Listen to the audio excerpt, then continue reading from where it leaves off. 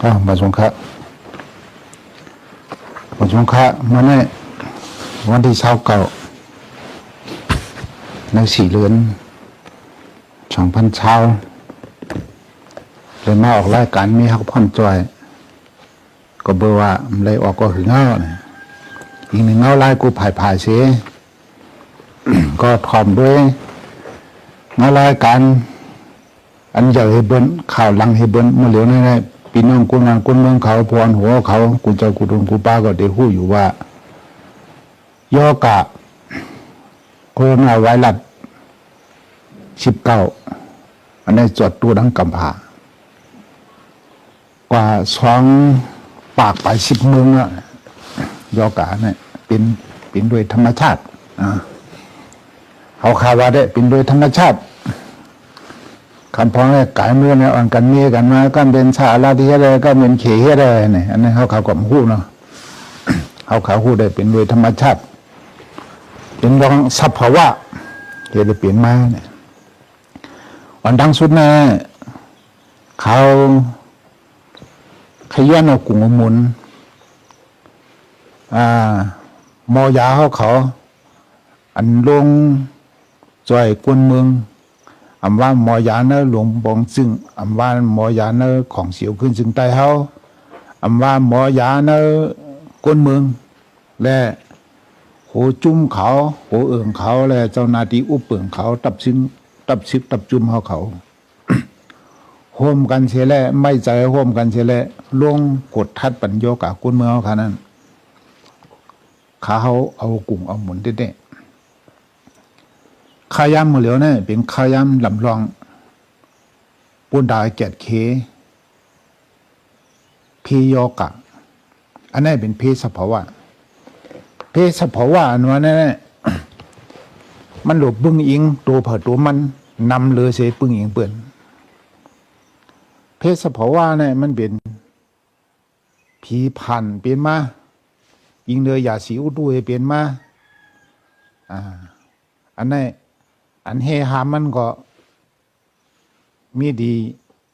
สภาวะแดกหลายขึ้นมากเว้ยเมื่อเหลียวยกาเนี่ยอีหยามันเต้ๆก็ไปมีเมืองอย่างเมืองหลวงเขาก็ตึกค้นคว้าตึกสอกหาตึกเฮ็ดอยู่ก็กะโจกะอีหยามันไปมีนั่นเมื่อเหลียวเนี่ยกูเมืองก็วันนั้นเมืองมันเมืองไทยเมืองกำพาวันกันลัดลองย่อกากไวรัสโคโรนา19เนี่ยมันเปลี่ยนมาจึงหือเดี๋ยวไรอยู่จึงหือเดี๋ยวไรอยู่ห่างกันจึงหือเดี๋ยวไรชุบหน้ากากจึงหือเดี๋ยวไรล้างมือจึงหือมันจังจับเจอกันมาจึงหือว่าเปลี่ยนโยกามามันเปลี่ยนมาจึงหือจากอาจารย์นั่นได้เขาหยุ่มยำว่าหมอยาเขาก็หลาดม่านหนำเนี่ยข่าวกู้ภัยว่าข่าวเนื้อไผ่มันว่าข่าวไผ่ไทยว่าข่าวไผ่อังกฤษเขาว่าข่าวไผ่เคเพิ่นก็หลาดมาดังหนำว่านั้นหนังสือพิมพ์กันนะอันเพิ่นหลาดมาดังเสียงดังโมเจเน่ใครเฮาพี่น้องคนเมืองเขาวันกันเข้าด้วยข่าวอันว่าเนี่ยเป็นไหวเป็นลำล่องปุ่นดาสายใจเฮากว่ากูวันก้นเฮาขาเนี่ยเขาหลุมมีข้อมูลข่าวครอบตัวเฮาดัดสิคิมหอมตัวเฮานั่นมีข่าวอีสังคิมหอมในวันเฮามีข่าวอีสังในเมืองเฮาข่าวเป็นจึงหือเมืองหิมหอมข่าวเป็นจึงหือในกำผาเปิ้นเฮ็ดจึงหืออยู่ในนั้นก้นเมืองเฮาขาหลูไว้ลำลองติดตามข่าวดัดสิในนั้นข่าวไขย้อนตึกส่วนก็เบอร์หางไหนพอขาดตัวข่าวนั่นแหละเหมือนเฮาขาดตาบอดหูหนวกว่าข่าวในห้ามกามีกาเฮาขาทำถ่อมเป็นมดก็ทำไรนั่นก็เฮาขาโหลดทัดถ่องด้วยข่าวดีมาดีการมากข่าวนั่น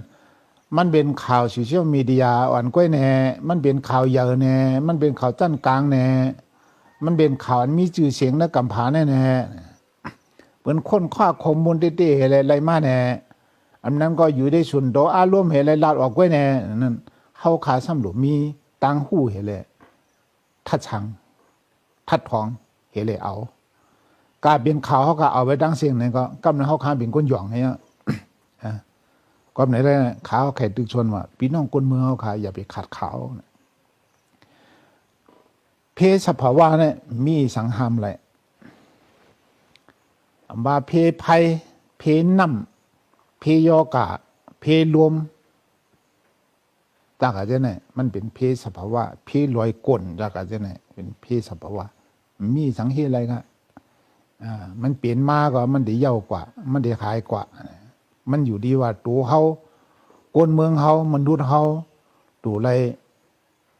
ป้องกันตัวเผาตัวมันปึ้งเองตัวเผาตัวมันนำเลยเสียว่าปึ้งเองเปื่อนครับเขาย่ามันเหมือนนี่ย่อยบ่อยกาซึกนั่นมันเป็นมนุษย์เฮ็ดเป็นมาคนเฮ็ดเป็นมาค่ะยกาซึกซึกตึกกันเฮ้อเปลี่ยนปล่อยตึกเฮ้อการเมืองสุกซักกันเฮ้อเหินเปียนี่กลางใจกันเฮ้อล่องป้อใจกันเฮ้อล่องถูกเมียนกันเฮ้อใช่ไหมการเมืองอันว่าเนี่ยมันเป็นอาณาหิมอาณากันหิมที่อยู่กันการซึกเนี่ยก็มันเกิดมาในการเมืองนั่น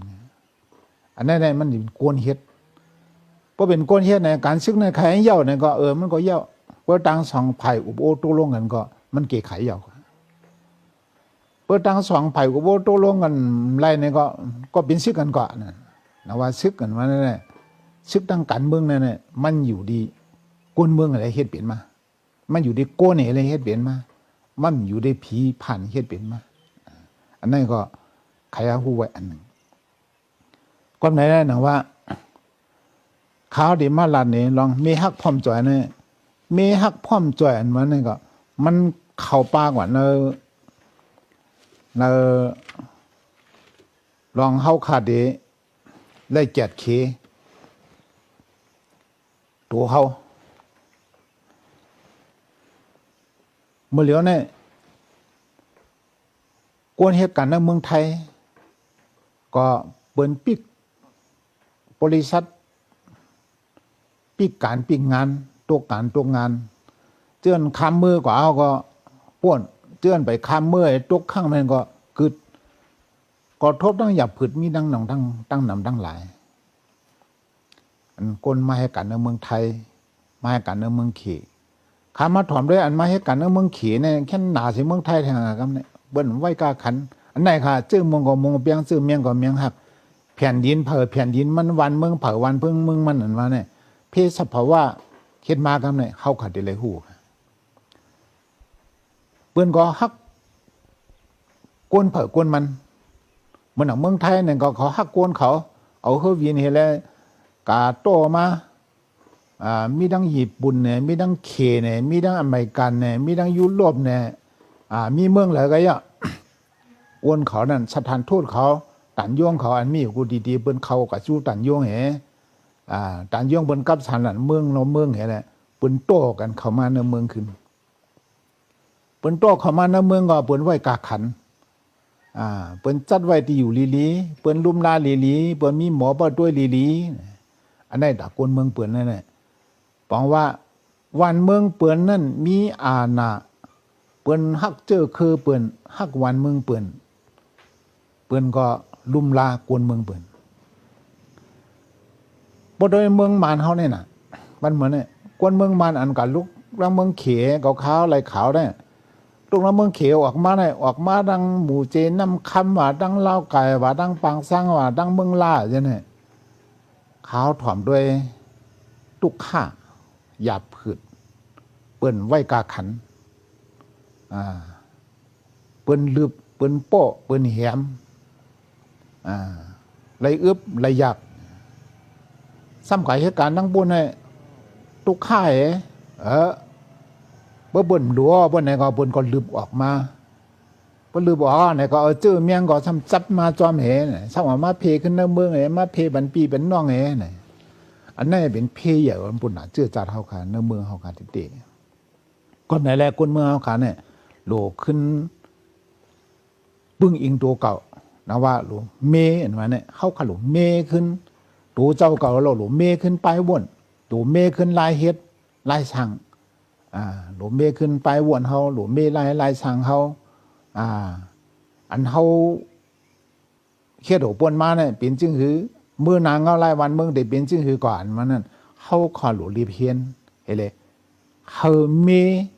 นำกัดเฮารับนำกัดเฮาให้บ่คิดตันจอมเงาลายมันก็เบอร์หางอันเพศสภาวะอันเป็นวันเหมือนเนี่ยเงาลายกำผาเนี่ยมันเหมือนว่า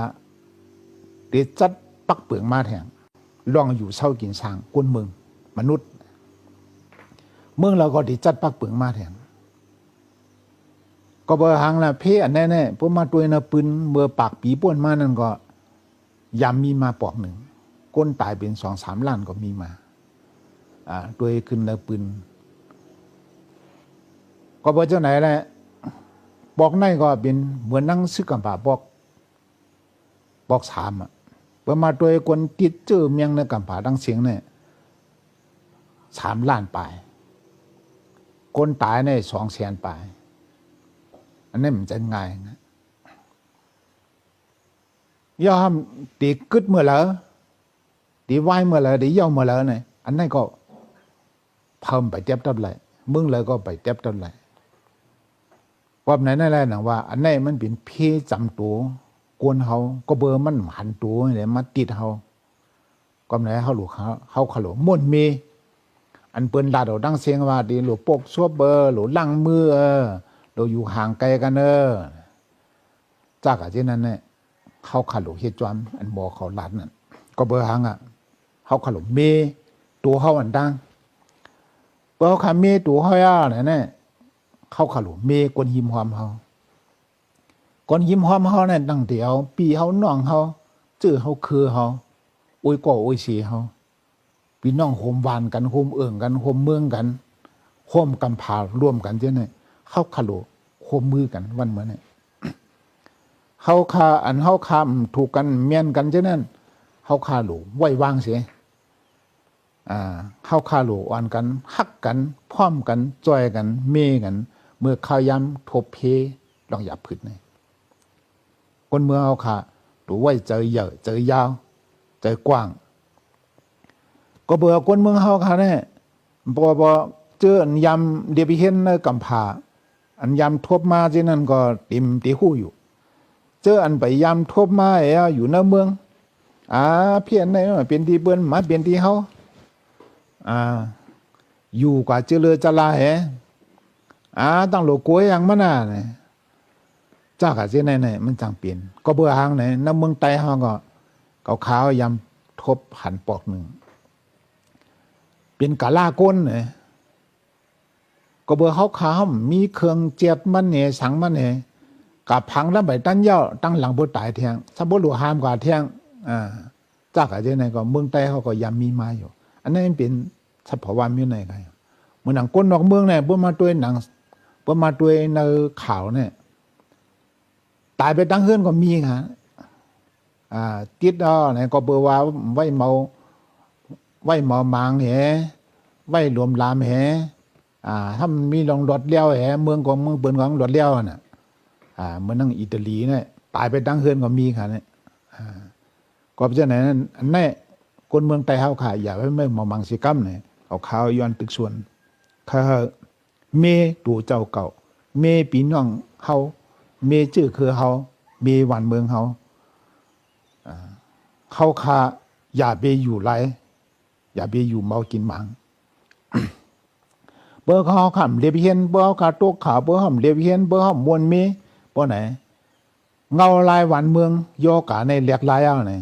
ปักเบืองวันเมืองกำผาเนี่ยมันติเรียกลายขึ้นมาจอม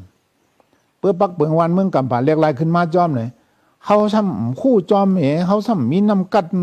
เฮ็ดจอมเขาทำคู่บ่ไหนกำเรือนมาเป็นทั้งทุกข้าหลงเขาเป็นทั้งทุกข้าหลงเขาเพราะเป็นทั้งทุกข้าหลงเขาเพื่อปักเบืองหมายมีมาเนี่ยเขาทำคู่ของกำเรือนมาเขาทำกับปันต่างอาเปียนเปิ้นว่าเปิ้นเฮ็ดดีเขาเปิ้นมาวางเปิ้นมาเปี้ยกินเขามันจังเปลี่ยนกว่าจังไหนก็ในนั้นแหละนะว่าเงาลาย โยกะในวายโยกะเย่าก็หวานเมืองเนี่ยก็จังมีลองเรียกลายอยู่ การเรียกเมืองเนี่ยลองกว่ามาจูกันเมืองหนึ่งแหละเมืองหนึ่งอันนั้นก็ดีเข้มงวดขึ้นมาดีทัดช่างกันเฮาเฮียงขึ้นมาลองเข้าในร้านอาหารในร้านเฉียงตั้งขายลองกินข้าวกินพักจากอะไรนี่ก็ดีมีลองปักเบิ่งดีมีลองเรียกลายขึ้นมาลองรักษาสภาวะว่าก็บอกว่าเพศสภาวะมาเป็นเพมนุษย์เนี่ยแต่รักษาสภาวะนั้นก็ปักเปลืองมันดีออกมาเข้าเฮียงขึ้นมาเถียงแล้วก็ลองป้ายหมักมีดีตามมาเมื่อเหลียวในป้ายหมักมีนะกำผาเนี่ยมันตกแบบหมดเมืองมาน้อยแค่ตกนำสิเปิ้นก็บางเนี่ย บอกว่าปีกเมืองเนี่ยก็กุนก้าตั้งขายเด็กเข้าออกเมืองก็ไรเด็กเข้าก็ไรเด็กออกก็ไรน้ำเมืองก็เด็กเข้าหาจู้กันก็ไรเด็กเข้าหากินหาเยี่ยงไว้ก่อนไรเนี่ยกวนเมืองเจออันที่อึบเดี๋ยวอยากให้ตุกฆ่าให้อะไรปิ่นย่อไก่ให้ตายอึบให้ตายว่าจากกันที่นึงก็ตีโปะมาความไหนได้ไหนหนังว่ากวนเมืองเขาวันเหมือนนั่นจิ๋วก็ลองย่อกะอันได้สิใครพังตื่นปันกวนเมืองเขาขาที่หนึ่งแน่ให้เฮาคาอย่าไปอยู่ร้ายเขาขากักตัวเขาอยู่นักเฮือนไหนเพื่อวันนอกหน้าปังเขาขาวันมันนั่นได้เขาข้ามหรืออยู่นักเฮือนเอาขาโลเขาขาอยู่นักเถื่อนเนี่ยกะเฮ็ดไทยเฮ็ดสวนเขาขาเลยอันนี้เปลี่ยนการเฮ็ดไทยเฮ็ดสวนเขาก็เยี่ยๆในเขาหลุมมีเขาหลุมมีพักเพื่อเขามีข้าวมีพักเขามีเงินก็เขาก็ตั้งกินตั้งไหลอยู่ก็แน่หนังว่าเมื่อเหลียวเนี่ยเขาคาหลูอันกันหาตังแต่เดียวเอาตัวเขาขาหลอด1ให้เขาขาหลอดเพ2ให้เขาขาอย่าไปอึบ3ปักเปลืองวันเมืองเหลียกลายมาจริงก็ให้เขาเขาคู่จอม4การไปหมักมีวันเมืองหลีขึ้นมาเอาเนี่ยให้เขาขาพร้อมให้แหละเฮ็ดสั่งจอมไรเฮ็ดแหละมีไว้แต่ได้ขายอันนี้พี่น้องคนเมืองเขาค่ะดูไว้ลำลองอีกนึงฮักเนี่ยเขาย้ำเมื่อเหลียวในเขาขาหลูฮักกันครับพองมีเพเนี่ยเขาขาหลูฮักกันอุ้มกันหอบกันเอากันอย่าไปกันเช่นเน่กันอย่าไปกันเน่กัน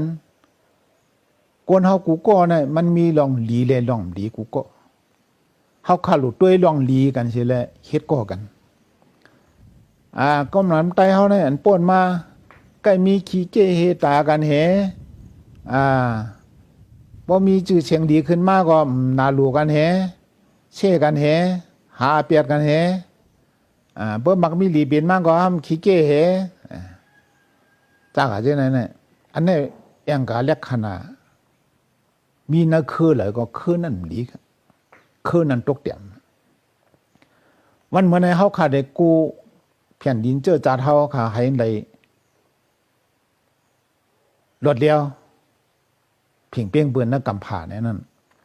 ข้าวยำเนี่ยเบียนข้าวยำเข้าขาหลุเลยเข้าหากันพ่อห่มกันเตี้ยๆมักมีเงินกะหือกันเนาะเจ้าก็มีกุ่มมุนก็อยู่เมืองแล้วก็เนาะก็มีกุ่มมุนสักก็ตายก็ตายเนอเตอตีนเตอมือเตอผู้เขียนไว้เจ้าก็มีเฮ็ดไว้บนฐานชื่อเจ้าก็เลยสั่งอันนั้นบอกว่าหังเฮาคำมีอาณาวันเมืองความไหนแลวันเมื่อนั้นเข้าคาลูไล่ฮักกันช่วยแถมกันลุ่มลากันป้องข่าวบันกันมีสังก็ช่วยเหลือกันตีร่วมช่วยกันปุกตีตุกช่วยกันอุ้มเขาขาหลุดเลยช่วยเหลือกันเพื่อขาฮักกันก่อนการพ่อมโฮมอันว่าเขาขาลาดจับปากเขาต่อถึงวันเมื่อนี่มันส่งให้เกิดขึ้นมาอะไรนายุ่มนาฮักเขานั้นเขาดำเอาปันกันเสียยิดเสียงลานเขาดำปันห้ำยองกุงเอามูลกันชีอิดบ่ไหน หันหน้ากันก็ใครด้วยกันเอาว่าคนเฮาเนี่ยเถียงเนี่ยเพราะว่าเถียงสลาเขาก็ใครจำใจเขาใครลัดนี้เขาอีสังเพราะเถียงอ้อยก้อเนี่ยอ้อยก้อก็จังหายกว่าเพราะเถียงก้อเขาหักเนี่ยก้อเขาหักเขาก็จางกว่าอันนี้มันเปลี่ยนสภาวะมันก็ไหนแหละอันเขาเปลี่ยนปาหากันอยู่ตึกกันพันกันออกปีเย้าเข้าหึงน้ำเมืองห่มตุเมืองมันทั้งเสียงเนี่ยอันบักคือเหรอเป็นเขาบ่ตึกอ่ะเนี่ยมันเตียกจัดกว่าเนอโหเจอห้างเผอห้างมันก็เบิ่งเตียกจัดเนอโหเจอห้างเผอห้างมันเอาแหละแต่ได้ขึ้นม่วนเมกันขึ้นนั่นเพราะว่าไว้เจอเผือกจึงเขาเจอเพราะว่าเน้นน้ำใจต่อกันเน้นดังซื้อโยต่อกันตึกมีรับรวมคมนาเอียบซ่อนไว้กันเฮ็ดแหละเฮ็ดก่อกันอ่ะบ่นะอันนู้นเฮาขาใครไล่ลองพร้อมโคมอันเฮาใครไล่วันไล่เมืองเฮาอันมันมันตึกไกลนะครับมันจะไงการไล่วันเอาวันเอาเมืองมันก็เหลือเฮ็ดมันเปลี่ยนเฮาอ่อนกันนั่งเฮ็ดลาดก็ดีก็ตั้งอ่อนกันนั่งเฮ็ดเตรียมก็ดีก็ตั้งอ่อนกันนั่งให้ก็ดีก็ตั้งแล้วก็ฮักเจอเคอเมื่อฮักเจอเคอเนี่ยมันเหมือนจึงหือแลเนี่ยมันเหมือนผลย้อยทีไงเนี่ยก็ตกอินทีเนี่ยก็ตกอินทีเนี่ยก็ตกอินเนี่ยก้อยกะเปิ้ลหลูเอาน้ำเอาสังมันไหลน้ำอีหยังไหลน้ำไหลตัวอย่างหาลายเจือมกันเนื้อลิ้นเหมือนน้ำถอกซ้ายนั่นนะเหมือนผลย้อยนั่นเพราะเขาขาพร้อมกันเมื่อไหร่เนี่ยเมื่อนั่งพลหายาหาเรือหมุนพายุเนี่ยมาเยอะๆน้ำก็นองดกกันเลยก็เลยเขาแขวน้ำกักน้ำไปก็เลยใครอย่างก็เลยความเชื่อในหนังว่าการหักกันเนี่ยว่าเนี่ยมันหล่ำลองเตี้ยๆการหักกันเนี่ยการหักกันว่าเนี่ยมันจะว่าซบความก้อยมันหลุดเตี๋ยดินน่าเจอลองลาจ้ายุ่มต่อกันลองยืนเมียงกันลองปันสัตตี้กันลองปันตั้งหันถึงกันลองจ้อยเกียรติเคเพบันกันอันนี้มันส่วงเมตตาตั้งหักบันกันเพื่อส่วงเมตตาตั้งหักบันกันเจ้าไหนก่อนการพร้อมโฮมมันมาเนี่ยเจอพร้อมกันมาเนี่ยมันก็เกิดขึ้นมาเขาตึกกันมาเบี้ยวเข้าหึงเจ้าไหนเขาพิดกันมาเบี้ยวเข้าหึงเจ้าไหนนั่นมันมีหลายห้าพอมีน้ำใจใครเมมันไหลค่ะมันหยาบค่ะมันอยู่ที่ใจดังหมดค่ะเพราะน้ำใจใครเมมันพอมีน้ำใจใครเมมันอะไรก็มันง่ายค่ะมันง่ายก็ไหนได้หนังว่าไตเฮาพี่น้องเจอคือไตเฮาก็หลีพี่น้องต่างสาวคือก็หลีอันอยู่เนื้อแผ่นดินจึงไตเฮาอันอยู่เนื้อเมืองห่มตุเมืองมันปัดปื้นข้าวยำเมื่อเหลียวเนี่ยเป็นข้าวยำเฮาขาดูหักกันเอาเนี่ยนั่นข้าวเฮาใครตึกชวนจังไหนครับเพราะหักกันเอาก็พร้อมกันการพ่อห่มนี่เป็นกากซอมันนักขึ้นเนยพ่อห่มกันนาขึ้นนั่นเลยมักมีก็มวนเชื่อมีสังก็ตั้งมวนเชื่ออยู่เพราะว่าพร้อมกันไหนนะนักขึ้นเนยมักมีเงินเป็นกองไว้ก็นาตูก็จอกก็ตั้งไว้ไหนก็มันก็เย็นกันนักขึ้นนั่นวันเมืองเขาก็ตัวนั้นครับวันเมืองเขาไหนมกจุ่มลายลูกเพื่อนไหนมีกว่านำน่ะซ้ำเหลี่ยห้างเผาห้างมันจุกเลยเอายอมเผายอมมันกวยกะมีอาณาพองงำตะวันเมืองเพราะมีอาณาพองงำตะวันเมืองไหนก็พวนโหเท่าเกลูกไหวอ่ะเนี่ยก็ลองเรียกลายมาก็มันก็เกิดขึ้นก็เบอร์หางว่ากลางวันนั้นมาเนี่ยมันโหนขึ้นนาลีนมาก็มันหมอโหนขึ้นอาสาก้นมาก็มันหมอโหนขึ้นข้าวยามมันวะเนี่ยมันลำลองเขาขลุ่ยไว้กาขันข้าวยามก้นอันไว้กาขันข้าวยามนั่นจึกการโกข้าวยามมันเสียงหลายๆเนี่ยเหตุการณ์เพราะฉะนั้นวันหนึ่งมาเนี่ยมันจังหลีก้นนั้นจังขึ้นเยอะมุกจุ้มนั่นก็จังขึ้นเยอะวันเมื่อเขาก็จังไหลเพราะเขาขับพร้อมกันพ พอขำพร้อมกันในเจ้ากุ้งเผากุ้งมันเนี่ยห้วยเผาห้วยมันเนี่ยจุ่มเผาจุ่มมันว่าไหนเนี่ยเขาก็ลั่นตัวนอกเมืองว่าไหนเนี่ยเขาก็เขากัดแขนเนี่ยว่าไหนเปิ้นดีว่าเขาเงือไงคนมีตังหูมีตังหูมาเนี่ยอ่านดิกด้วยสองหูเขามีตังหูกะหือเนี่ยเพื่อเขาอ่านดิกเนี่ยเขาหูตัวเขาเพิ่มไปอ่านดิกด้วยเนี่ยทางอย่าตัวเจ้าก็ว่าเขาหูหนาเขาแขนหนาเขากัดหนาเนี่ยพออ่านในปับลิกเนี่ยโอ้ไอ้จังว่าอันเขาหูเนี่ยตึกมีหมอกเปียงโหไผ่ขีดไงเปียงมัดไงความไหนได้หนังว่าเพื่อมาโฮมกันตั้งเสียงขันแล้วการพ่อโฮมเนี่ยตั้งหัวตั้งเสียงเพื่อมาโฮมกันมันดีเยอะค่ะอาณาก็เยอะกุ้งมุนก็เยอะ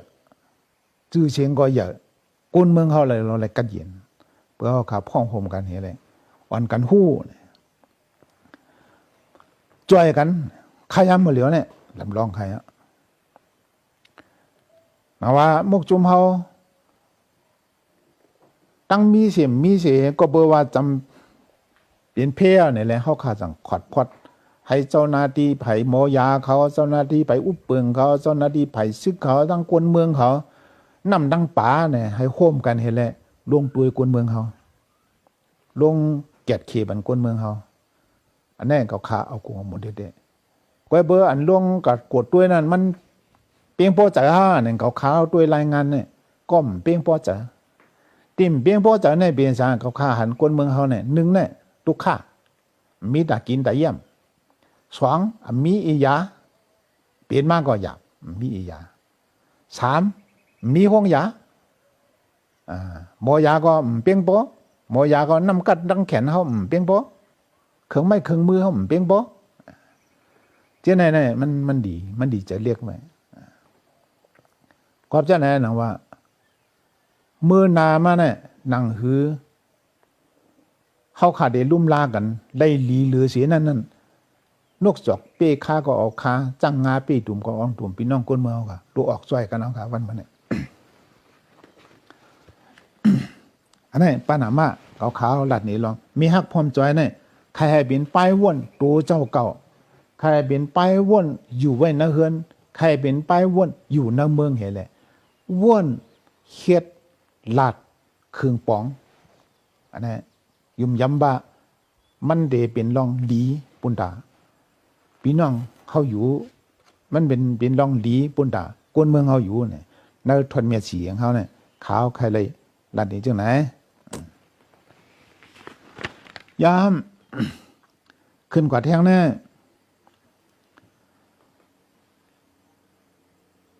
ขาวใครลัดนี่ลองเงาลายการวานการเมืองอีกหนึ่ง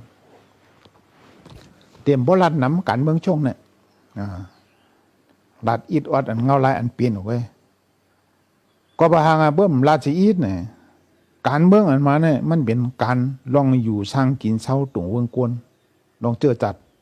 เพิ่มก้างเลยครับการเมืองอันมาเนี่ยมันเป็นเจอจัดวันเมืองภาษาศาสนาเจอจัดวันเมืองภาษาศาสนานั่นนะเป็นการเมืองการเมืองเป็นอย่างเป็นอาณาแต่ได้ไรมาอาณาเนี่ยได้ปกป้องเจอจัดทั้งวันเมืองเขาก็ไหนแหละเงาลายวันเหมือนเนี่ยเปิดมาตัวเมืองหงตุเมืองมันเนี่ยตั้งแต่เอาหลวงปองซึ่งเต้งเจ๋งขึ้นมาเป็นจอมจึงเฮแลปืนเผามีปลาสีตาได้สร้างรองงำเย็นตาได้อุบโอ้กันมานั่งให้อุบโอ้กันมีข่าวดัง5 ปี6 ปี5 ปี6 ปีเนี่ยเขาเข้าอุบโอ้กันเมืองไงลงลายมือ NCA เนี่ยเข้าข้ามไปไล่คอตู้ลวงสังสีอิฐข้าทั้ง6 ปีเนี่ยกลุ่มไล่เถียงกันกลุ่มไล่อุบกันกลุ่มไล่หาตั้งมันเนี่ยกลุ่มไล่เข้ากว่าเดตีหาข้อมูลเนี่ยเปลี่ยนได้ก็เบอร์หางเนี่ย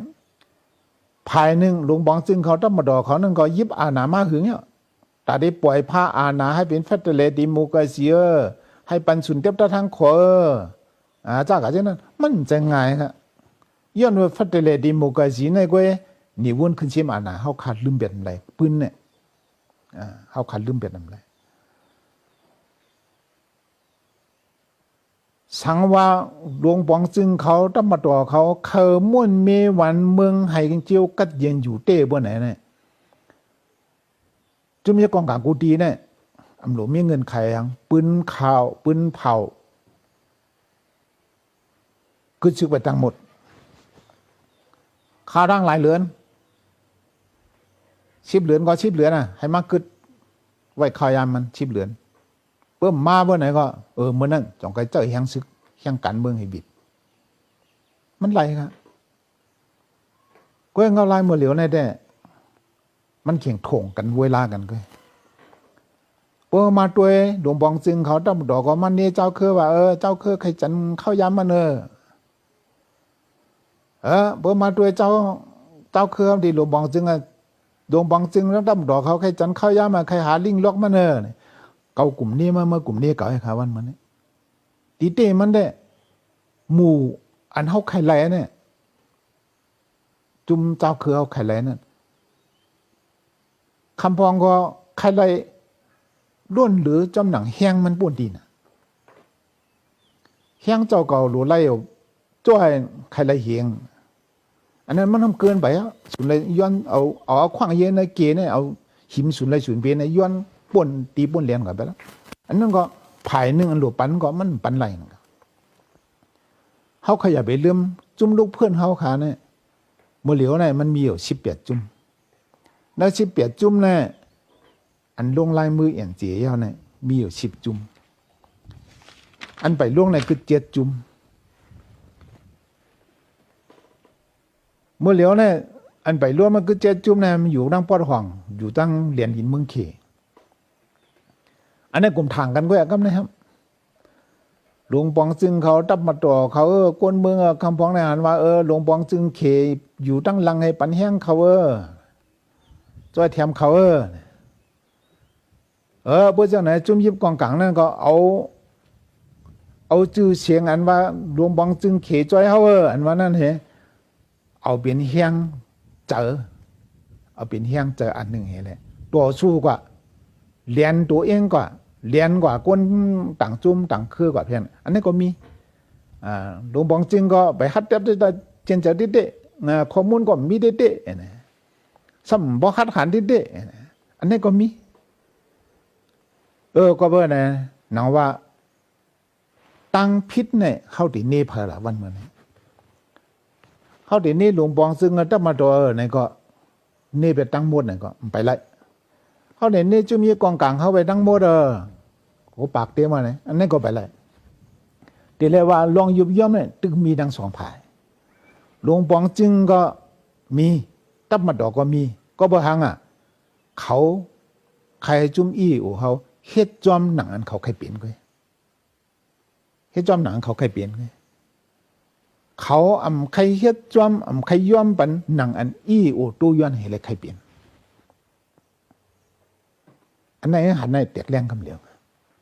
หันแตกแรงคำเหลียวนะเขาอุโบกันเมืองกันนะหันแตกแรงคำเหลียวอันนี้พอมาตัวห้ำเป็นสภาวะก็ยังก็ภายหนึ่งก็มันยิบไปอาณามาหึงเอาเนาะต่างนังมันเนี่ยมันเพื่อเอาเสียงให้แคกที่เราล่ะมันคือใครปันเปิ้นเราล่ะต่างนังกัดเย็นดีเสียงก็กาคันใหญ่ฮะมันใครปล่อยผ้าค่ะต่างนังอันนั้นใครเพอาณาเนี่ยมันหยับตัวไหนกันนะแต่ที่ปล่อยพาเนี่ยก็จะไงครับเขาได้ใจกูละลายไงเดี๋ยวจะมีกองการเจ้าเคยก็แต่ที่ย่อมบันนั้นก็จะไงครับก็เบอร์หังเมื่อใกล้เขาคาวาน่ะการซึกการเมืองอันว่าเนี่ยมันเปลี่ยนกวนเฮ็ดเปลี่ยน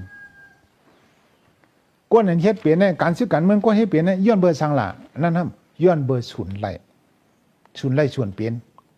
ของเผยของมันเมื่อแล้วนะจุงลูกเพื่อนคนเจ้าเขาจะเนี่ยอันยิบกองกลางให้ตึกเนี่ยมันตึกขึ้นย้อนขึ้นศูนย์ไล่ศูนย์เปลี่ยนของเผยของมันก็เมื่อหนังเมืองใต้เนี่ยก็นั่นเรียวหมายบางหลวงเขาคำมีไว้แผ่นดินเมืองใต้เนี่ยปืนใต้เนี่ยมันน่าเตียกเลี้ยงไว้กำเหลียว มันแตกแล้วไอ้กำเหลียวม้อนไหนก็มันแตกแล้วไอ้กำเหลียวมีไอ้กำเหลียวยังเผือกว่ายังเหลียงว่ายักแข็งว่าช่างว่าคางว่าจังได๋เขามี7 ปีเนี่ยนั่น7 ปีเนี่ยในเจ้าเคอกูดีๆเนี่ยเขาใครไรหั่ง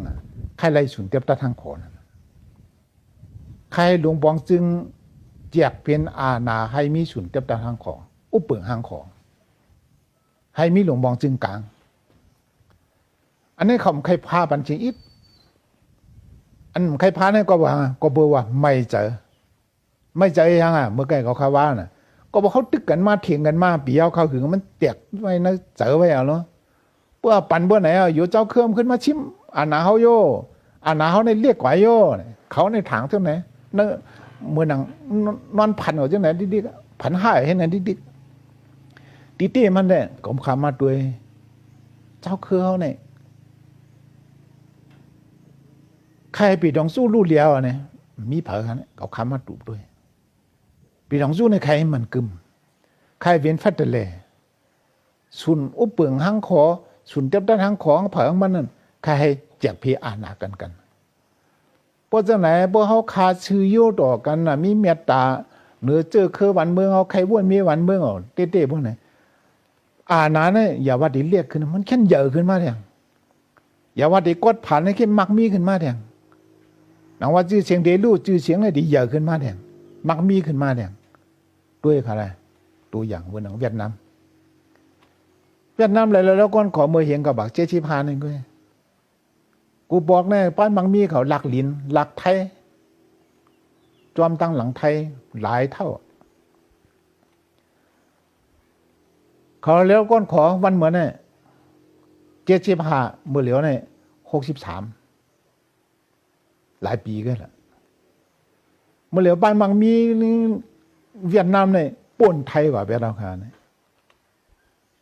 ป่นเมืองไทยกว่าแบบนั้นป่นลาวป่นเมืองไทยกว่าแบบนั้นป่นสิงคโปร์กว่าแบบนั้นป่นมาเลเซียกว่าแบบนั้นป่นเมืองมานเท่ากว่าหลายๆเท่าเมืองมานเท่าไรแล้วก่อนขอเฮงก็บัก48เขาขาตึกหลักลีเนี่ยเป็นเมืองกวนผ่านอะไรนั่นอันไหนเขาขาลีกวนเมืองเขาขาลีไรวัวเนินเขาขาอย่าไปไหว้หมาหน้าเป็นใหญ่เขาขัดหลุเลยม้วนเมตัวเขาหลุม้วนเมไปม้วนเขาหลุม้วนเมลายให้ลายสังเขาขายยาวเนี่ยคักตอนนี้ขย้อนหรือไว้กันในกำใครขึ้นเตะกันครับบ่ชงครับ